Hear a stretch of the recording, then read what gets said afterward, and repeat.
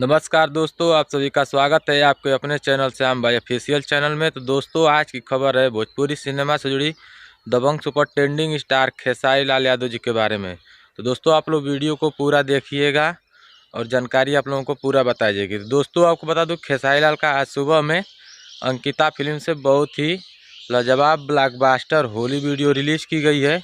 अगर आप लोग नहीं देखे हैं तो जाकर के प्लीज़ आप लोग एक बार अंकिता फिल्म्स यूट्यूब चैनल पे ज़रूर देखिए।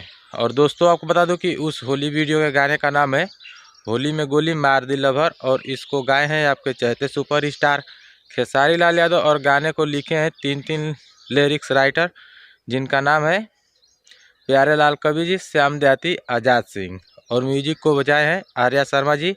तो बहुत ही लाजवाब होली वीडियो रिलीज की गई है अंकिता फिल्म्स यूट्यूब चैनल पे। अगर आप लोग नहीं देखें तो जाकर के प्लीज़ आप लोग एक बार ज़रूर देखिए। और दोस्तों, अगर ये अपडेट पसंद आई है तो इस वीडियो को लाइक करके अपने दोस्तों में शेयर लगा दीजिएगा।